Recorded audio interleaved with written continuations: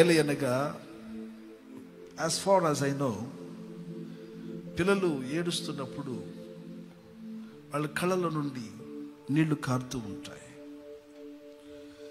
మనం వాళ్ళ హృదయాలకు వెళ్ళి ఆ బాధను తుడపలేం, కానీ వాళ్ళ కళ్ళ మీద ఉన్న నీళ్లను we can wipe.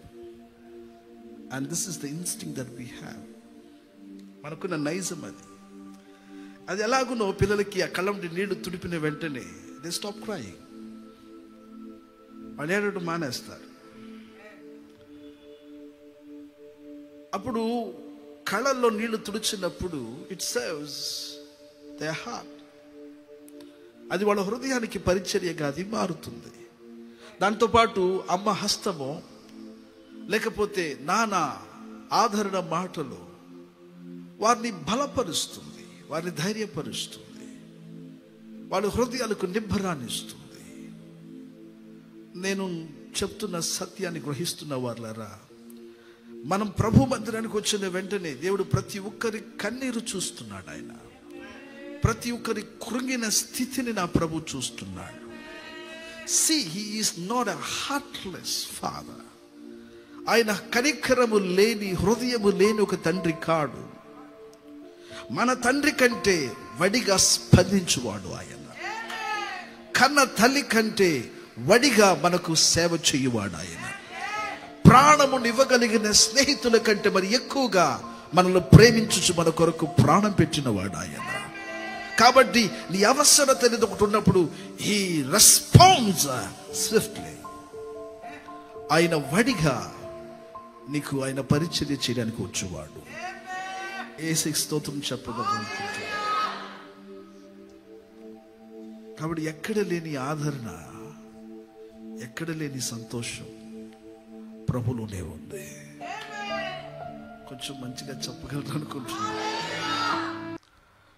ఈ 2024 దేవుడు జనవరి మాసం నుండి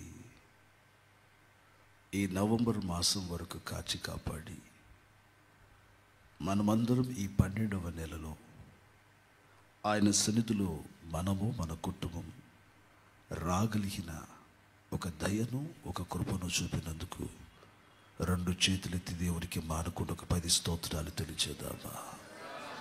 స్తోత్రాలు. లేఖనం అంటుంది,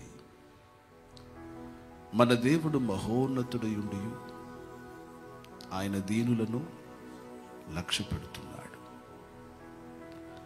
మన దేవుడు ఎంతటి మహోన్నతుడు! ఆకాశ మహాకాశాలు పట్టజాలని దేవుడు.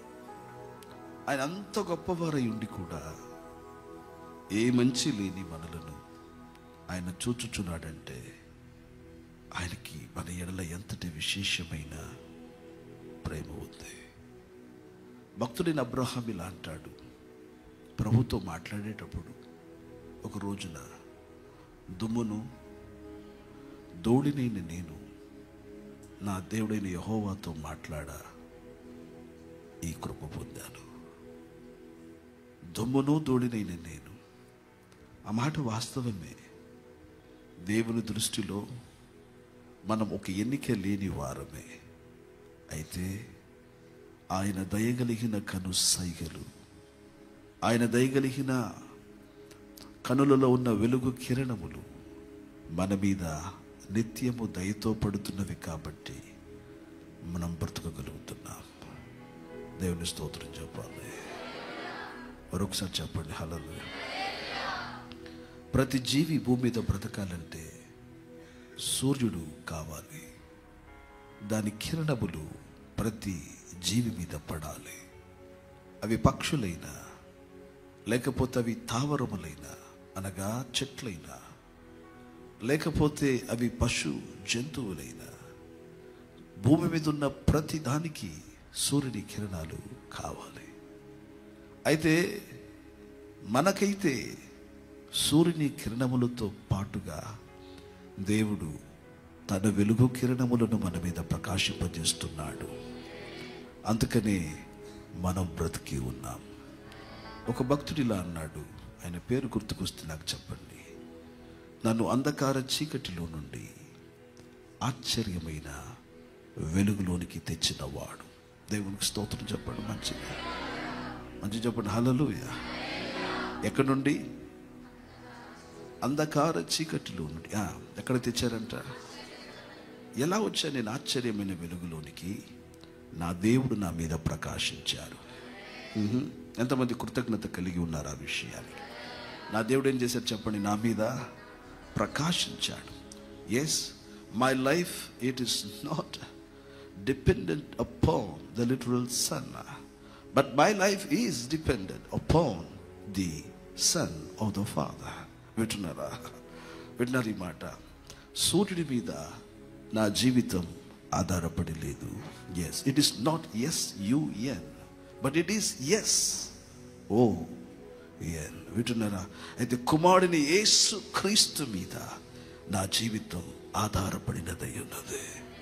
దేవునికి మనపూర్వకంగా నేను మహిమను చెల్లిస్తున్నాను. ఆయన నామం స్తుతించబడును గాక. చెప్పండి గట్టిగా హల్లెలూయా. హుషారుగా చెప్పండి హల్లెలూయా. దేవుడు ఈ సంవత్సరం అంతా కాపాడినందుకు, ఈ సంవత్సరంలో ప్రభు మనల్ని ఆశీర్వదించినందుకు we must be filled with gratitude. We must be thankful to the Lord for all his mercies, for he has been faithful for the past 11 months and he has brought us to this 12th month. 11 నెలలు నమ్మకస్తుడిగా ఆయన మనలను కాపాడి ఇదిగో ఈ 12వ మాసంలోనికి ప్రభు తెచ్చాడు. కాబట్టి ఈ మొదటి దినమున మనం ఆయనకి కృతజ్ఞతాస్తుతులు చెల్లించబద్దులపై ఉన్నామన్నమాట. దేవుని స్తోత్రం చెప్పండి హల్లెలూయా. ఎందుకు కృతజ్ఞతలు చెప్పాలి? మొదటిగా నా దేవుని బట్టి నేను కృతజ్ఞతలు చెప్పాలి. దేనికి నేను కృతజ్ఞతలు చెప్పాలి? ఆయన గుణగణాల కొరకు నేను కృతజ్ఞతలు చెప్పాలి. నా దేవుడు మంచివాడు. ఎంతమంది ఒప్పుకుంటారా సత్యాన్ని? దేవుడు మంచివారా కారా? ఎంత మంచివాడు? నీ భర్త కంటే, ఆమె చెప్పలేదే అక్కలో, నీ భార్య కంటే అబ్బో బలంగా వస్తుంది ఆమె. హల్లెలూయా. వీటిని మన ఇంట్లో ఉన్న వారి అందరికంటే, మనకు పరిచయస్తులందరికంటే బైబిల్ అంటుంది మంచివాడు ఎవడును లేడు. మంచివాడు అనేవారు ఎవరైనా ఉన్నారంటే, if there is something good, he is God.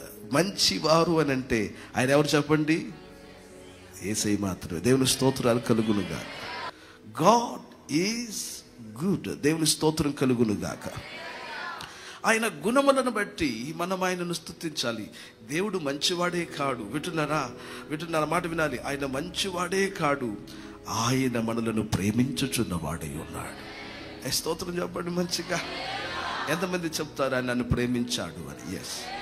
ఎవరికి ప్రేమ చూపారో లేదో కానీ నేను ధైర్యంగా చెప్తాను, చనిపోవలసిన నన్ను నా దేవుడు ప్రేమించి సజీవమైన లెక్కలో నన్ను ఉంచాడు.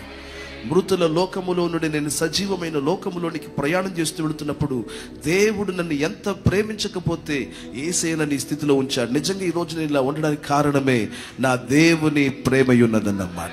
నేను అనేక రకములైన ప్రేమలు చూశాను, అవసరాల ప్రేమలు. వింటున్నారా? మనుషులు చూపిస్తున్న అవసరాల ఆప్యాయతలు, లేకపోతే లోకములో అనేకుల ప్రేమ. అయితే ప్రతి ప్రేమలో ఎక్కడో ఒక చోట ఒక నిరసన అనేది ఏర్పడింది జీవితంలో. నాకే కాదు మీకు కూడా. ఎస్, మనుషుని నమ్ముకునుట వ్యర్థం అను ఒక తలంపు మన జీవితంలో ఎక్కడో ఒక చోట కలగవచ్చు. అయితే ఒకటి మాత్రం వాస్తవం, ఎవరి ప్రేమ మారినను యేసుని ప్రేమ ఎన్నడును మారదు. మన మరణము వరకు ఆయన ప్రేమ మారదు. నిత్యమైన ప్రేమ మారదు. ఆయన ప్రేమయున్నాడు. ఆయన ప్రేమ ఎన్నడూ మనలో మార్పు నందలేదన్నమాట. యేసు స్తోత్రం చెప్పండి గట్టిగా. హల్లెలూయా. Is it not a good news that God is loving you? వింటున్నారా? దేవుడు నిన్ను ప్రేమిస్తున్నాడనే మాట అది ఎంతో గొప్ప మాట.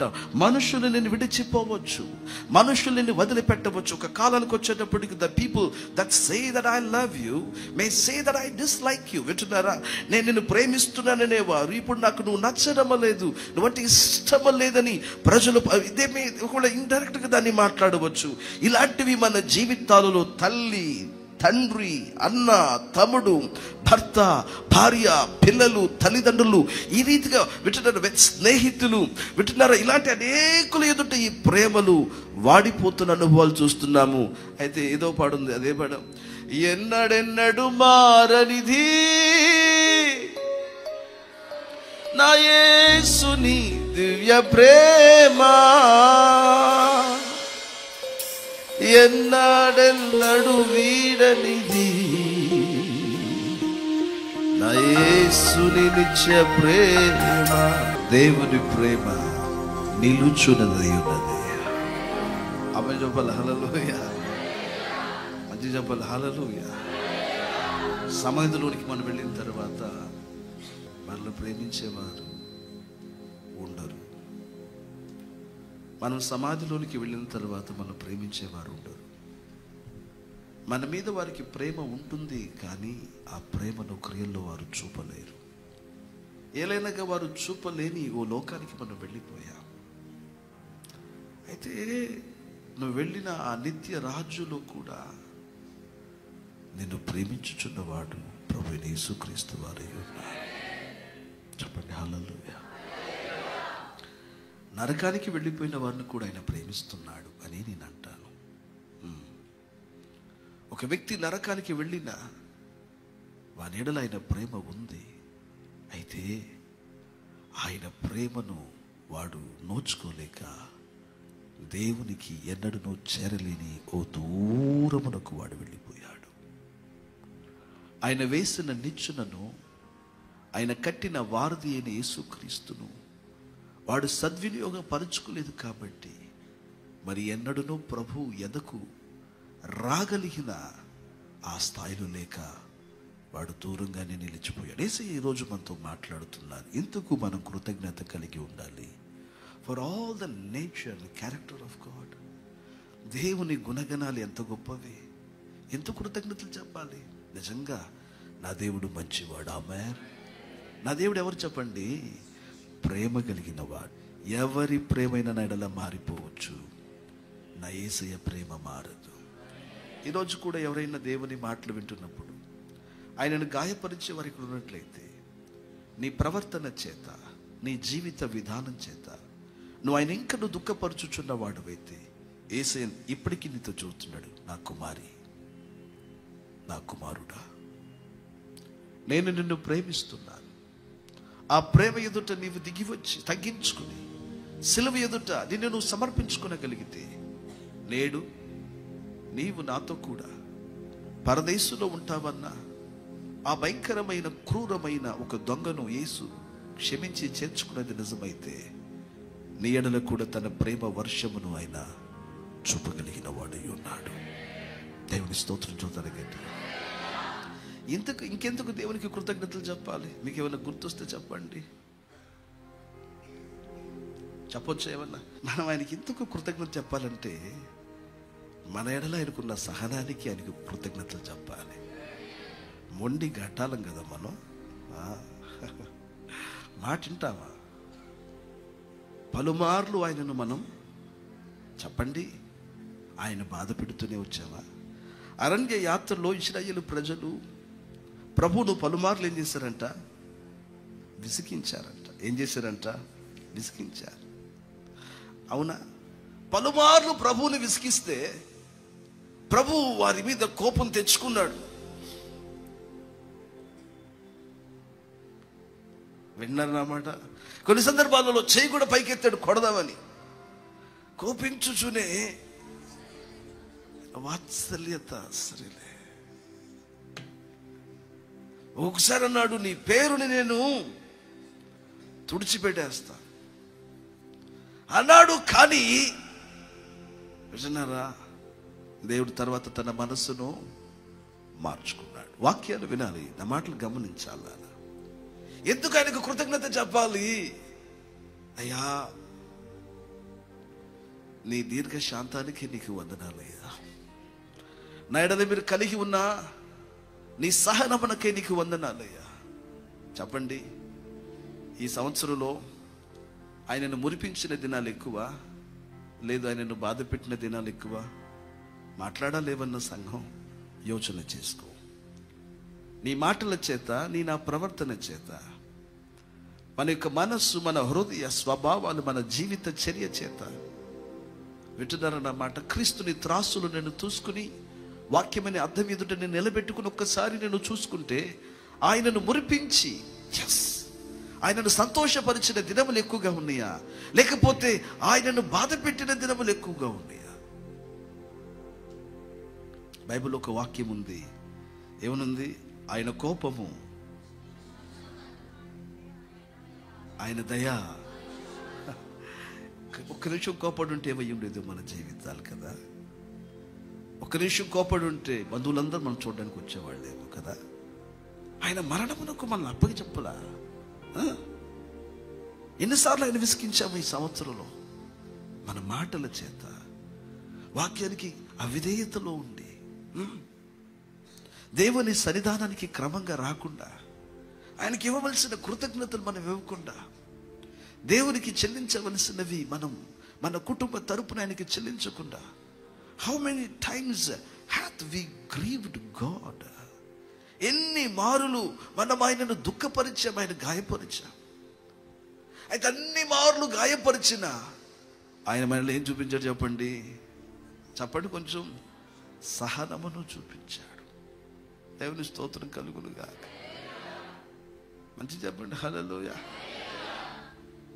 రూమ్ నిండా మూటలే. రూమ్ నిండా ఏంటది? గది నిండా ఏమున్నాయి చెప్పండి? నీ ఇంటి గది నిండా ఏమున్నాయి? మూటలే. ఏ మూటలు? నీ అపరాధాల మూటలు. బస్తాలు బస్తాలు కట్టి పెట్టేవే. అన్నీ నువ్వు చేసిన, నువ్వు ఆయన బాధ పెట్టి నీ అన్ని కడితే ఇల్లంతా నిండిపోతుంది. ఏ కోల్డ్ స్టోరేజ్ సరిపోద్ది? అన్ని అపరాధాలు ఆయనకి విరోధంగా, అన్ని విషయాలు ఆయన మనం బాధ పెట్టాం. ఇల్లంతా మన అతిక్రమాల చేత నిండి ఉన్నాయి. చెప్పు, నిన్ను ప్రేమించడానికి, నిన్ను క్షమించడానికి ఏముంది? ఒకటి చూపించు. ఒకటి ఇదిగయ్యా లేదే. అయితే ఆయన ప్రేమ చూసావా నీ ఎడల ఎలా ఉందో? ఆయన నీ ఎడల, నా ఎడల ఏం చూపిస్తున్నాడంట? సహనమును, దీర్ఘ శాంతమును చూపిస్తున్నాడు. దేవుని స్తోత్రం కలుగును గాక. మంచి చెప్పండి హల్లెలూయా. ఎఫ్రాయిము గురించి ఏమన్నాడు బైబిల్లో? ఎఫ్రాయిము గాలిని మేయుచున్నాడు. ఎఫ్రాయిము పెట్టినారా, త్రిప్పి వేయబడని అప్పము వంటి వాడు. ఎఫ్రాయిము నా చేయి విడిచి వాడు సొంత మార్గములో తిరుగుతున్నాడు. నా మాటలు గమనించాలి. ఎఫ్రాయిముని గురించి చాలాసార్లు దేవుడు బాధపడ్డాడు. వీడు యోగ్యుడు కాదయ్యా, వీడు అర్హుడు కాడు, అయినా వానికి నేను ఎంత ప్రేమ చూపించానో. నన్ను ఎన్నిసార్లు బాధ పెడతాడో, నన్ను ఎన్నిసార్లు గుండెల్లో తన్నుతాడో, ఎన్నిసార్లు నా కళ్ళలో నీళ్ళు వచ్చేటట్టుగా. మనం దేవుని బాధ పెట్టామా?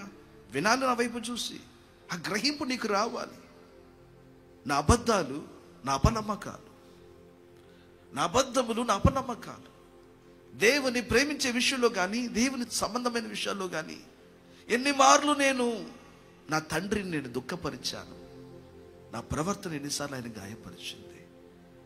నేను ఆ వాళ్ళు వీళ్ళకి కళ్ళకు కనబడకుండా చేసినవన్నీ నా ప్రభు చూశాడే. ఎవరు కనులు చూడనవి నా ప్రభు స్పష్టంగా చూశారే. ఆయన ప్రతిదీ ఆయన చూసి ఉన్నాడు కాబట్టి ఆయన బాధపడుతున్నాడు ఈ విషయంలో, ఆయన దుఃఖపడుతున్నాడు ఈ విషయంలో. అయినను ఆయన అనుకుంటే, వింటున్నారా, ఆయన నిన్ను మరవవచ్చు, నిన్ను విడిచిపెట్టవచ్చు. అయితే ఆయన ఏం చేస్తున్నట్టే మనడలా ఆయన దీర్ఘ శాంతం వహిస్తున్నాడు, సహనమును చూపుతున్నాడు. యేసయ్యా, నువ్వే గనక అననీయ సఫీరా మీద మండినట్లు నా మీద మండుంటే మనం ఏమైపోయాం? నీవు వింటున్నారా, ఆ రోజున అహరోను కుమారుల మీద కోపించినట్లు నా మీద కోపించి ఉంటే నేనేమైపోయేవాడు? వినాలి నా మాటలు వినాలి. అహరోను కుమారులు నీకు ఇష్టం లేని ఒక అన్య అగ్నిని, వింటున్నారా, నీ చిత్తానుసారంగా కాకుండా నీ చిత్తమునకు వెలపరగా ఉంటూ నిన్ను మహిమపరుస్తున్నట్టు చేసిన ఆ హేయ క్రియలను, ఆ విషయంలో నువ్వు కోపడ్డావే, ఒక్కసారిగా వారిని మొత్తావే. అలా నువ్వు నన్ను మొత్తి ఉంటే నేనేమైపోయేవాడిను? నేను చెప్పను ఒక మాట, ఎన్నిసార్లు వచ్చిందో దేవుని కత్తి నీ మీదకి. ప్రతిసారి అడ్డుపడింది ప్రభువైన యేసుక్రీస్తు వారు. నిజంగా చెబుతున్నాను, ఆయన ముఖాన్ని చూసి నిన్ను నన్ను వదిలేశాడు. యథార్థత చెబుతున్నాను. నువ్వేమన్నా పెద్ద ఇది అనుకుంటున్నావేంటి? మనలో చెప్పుకోవడానికి ఏమైనా ఉన్నాయి అనుకుంటున్నారా? కేవలం ప్రభు ముఖం చూసి ఆయన ఎన్నోసార్లు అడ్డుపడ్డాడు. అయ్యా పరలోకంలో ఆయన చేసే పని ఇదే. నీ పక్షం నా పక్షాన్ని ఏం చేస్తున్నాడు? ఆయన విజ్ఞాపనం చేస్తున్నాడు. అయ్యా ఒక్కసారి అయ్యా నన్ను చూడయ్యా, ఇతను మారుతాడయ్యా, మారుతాడయ్యా. ద్రాక్ష తోటలో నేను వీడిని నాటిని ఎంతకాలం అయింది అయ్యా, ఈ ఒక్క సంవత్సరం వస్తాడు, మారుతాడయ్యా, మారుతాడు. పరిశుద్ధాత్మను నీ ఎద్దుకు పంపి ఎన్ని రకాలుగా ఎన్ని మార్లు నీ జీవితంలో కార్యాలు జరిగించి నేను ఎలాగనైనా తన ఎద్దుకు నడిపించాలని ఆయన తన ప్రేమ త్రాళ్ళను విసురుతున్నాడు. నా మాటను గమనించాలి. ఈరోజు ఉదయాన్నే నేను నిద్రలో ఉన్నప్పుడే నేను ఒకరిని గురించి ఆలోచన చేస్తున్నాను. ఒక యవనస్తుడు చనిపోయాడు. మంచి జీతం కలిగిన వాడు, విదేశాల్లో పనిచేస్తున్నాడు. ఎందుకు చనిపోయాడంటావు?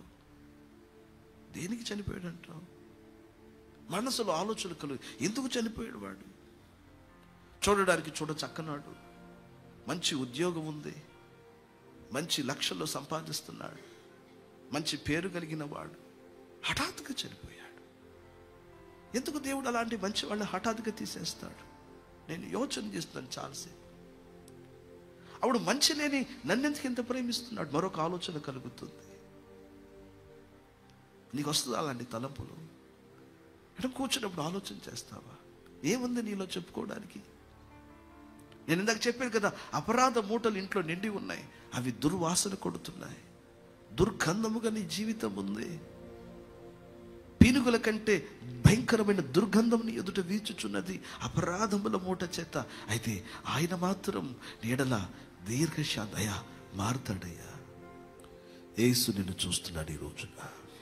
ఈ చివరి నెలలోనే మారుతావా? నువ్వు ఒంటరిగా ఉంటున్నావు. ఇప్పుడు నా జీవితానికి తప్పు చేయడానికి లైసెన్స్ వచ్చింది అనుకుంటున్నావా? విడాకులు తీసుకున్నవాడా? విడాకులు తీసుకోవడం ఒక విషాదం. భర్త లేడు, లేకపోతే భార్య లేదు, ఇప్పుడు నాకు లైసెన్స్ వచ్చింది, ఐ కెన్ లివ్, నాకు ఇప్పుడు ఎలా అనుకుంటే అలా బ్రతుకుతాను అనుకుంటున్నావా? నీకు లైసెన్స్ ఉంది అనుకుంటున్నావా పాపం చేయడానికి? యోచన చేయి. దేవుడు ప్రతి క్రియను చూస్తున్నాడు. ఆయన ప్రతి చర్యను ఆయన పెడుతున్నాడు, వరుసలో పెడుతున్నాడు. ఆయన కృప కనుక ఒకసారి నేను వీడిందంటే నెక్స్ట్ జరిగేది నరకానికి. నీ నెక్స్ట్ మెట్టు, నీ నెక్స్ట్ అడుగు నరకంలోనే ఉంటుంది. కేవలం ఆయన అడ్డుపడుతున్నాడు. నువ్వు మారుతావని, నేను మారుతానని, మనలో ఒక మార్పు వస్తుందని. దేవుని దగ్గర ఈరోజు నేను పశ్చాత్తాపంతో రావాలి. అయ్యా వద్దు, ఏదో ఒక రోజున 1016 సమర్పించుకున్నావు, దాన్ని చూపిస్తున్నావు పద్దాక. ఏదో ఒక చర్చికి 2 ట్యూబ్లైట్లు కనిపెట్టావు 77వ సంవత్సరంలో. దాని గురించే మాట్లాడుతున్నావు ఇప్పుడు కూడా. మాటలు వినాలి జాగ్రత్తగా. నేను దానిని తప్పని అనడం లేదు నాన్న. నీ భక్తిని దయచేసి నువ్వేది ఇచ్చిన వాటితో పోల్చుకోబాకు. దేవుల్లో ఉన్నామనడానికి రుజువులేంటి అసలు? 3 రుజువులు. నువ్వు క్రమంగా రోజు ప్రార్థన చేస్తున్న వాడివై ఉండాలి. యేసయ్య వాక్యమునకు ప్రతిరోజు లోబడుతున్న వాడివై ఉండాలి. పరిశుద్ధతలు ఎదుగుతున్న వాడివై ఉండాలి. ఈ చేయకుండా నువ్వు వాడబడుతున్నా సరే, వింటున్నారా? మీరు వాడబడుతున్నా సరే కాదు. నువ్వు ఎంత బిజీగా ఉన్నా సరే అవి గుర్తులు కాదని నిలిచి ఉన్నావా దేవుల్లో? నేను ఎందుకు కృతజ్ఞత చెప్పాలనుకుంటున్నానంటే, మంచే లేని, నీతి లేని, ఇలాంటి పురుగునైనా పాపపు ముద్దనైన నన్ను ఇంత ప్రేమించడానికి నేను ఏ పాటి వాడను. దేవుని స్తోత్రం చెప్పాలి. మంచి చెప్పండి. హల్లెలూయా. వచ్చిందా అలాంటి కృతజ్ఞత? ఇప్పుడు వెంటనే వస్తుందా దేవునికి? అయ్యా నిజంగా నా ఎడలను మీరు ఏం చూపిస్తున్నారు చెప్పండి? సహనమును చూపిస్తున్నారు. అబ్బా నీకు వస్తుంది చూడు కోపం. ఇంత తప్పు చేస్తే అసలు ఒక అగ్ని పర్వతంలాగానే మండిపోతావు. నువ్వు సహించవు. నువ్వు ఇంత తప్పు చేస్తే ఎంత కోపం వచ్చిందో, ఇంత కోపం, ఇంత తప్పు. నో, అబద్ధం చెప్తే నేను తట్టుకోలేను.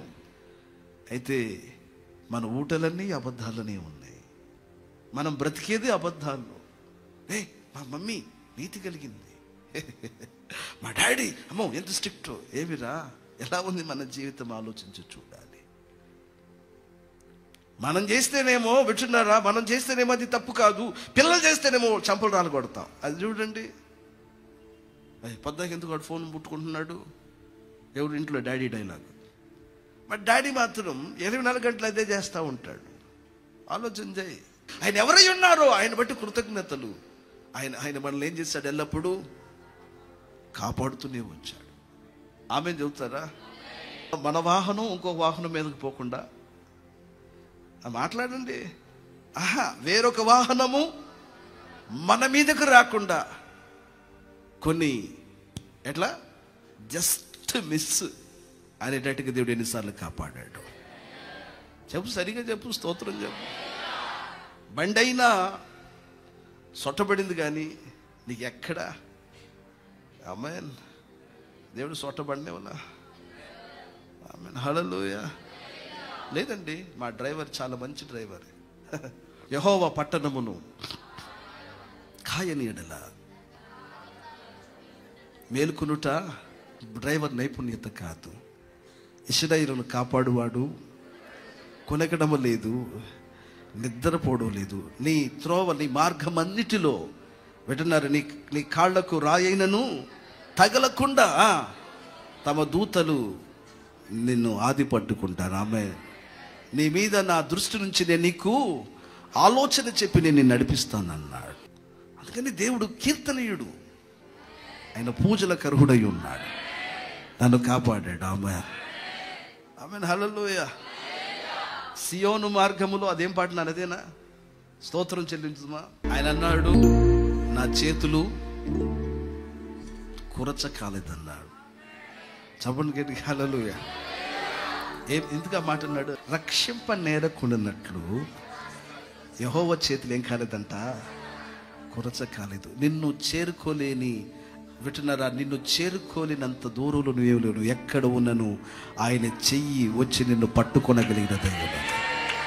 దేవుని స్తోత్రం చెప్పాలి, హల్లెలూయా. మంచి చెప్పాలి, హల్లెలూయా. ఆయన ఈ చేతులలో గాయము నొందింది నిన్ను విడిచిపెట్టడానికి కాదు, ఈ చేతుల నుండి స్రవించిన రక్తధారల చేత ఇంకను నీకు ఎన్నో కార్యాలు నా ప్రభు చేయగలిగిన. దేవుని స్తోత్రం కలుగును. మంచి చెప్తారు, హల్లెలూయా. కాబట్టి నేను హృదయపూర్వకంగా నమ్ముతున్నాను, ఇప్పటి వరకు చేయటమే కాదు, ఆయనకి మీదట కూడా ఏం చేయబోతున్నాడు, ఆశ్చర్య కార్యాలు చేయబోతున్నాడు. ఎందుకని ఆయన పేరేంటిదంట, భలే చెప్పారు. ఆయన పేరేంటిది, చేస్తారా ఆయన? నేను మర్చిపోలేదా, చెప్పాలి సరిగా. మంచోడు కాదుగా, మాట్లాడాలి. చాలా బాధ పెట్టంగా, ఏం మెల్లి వాయిస్ తగ్గింది ఏంది? అయినను ఆయన మర్చిపోలేదు. వింటున్నారా? చూడుము,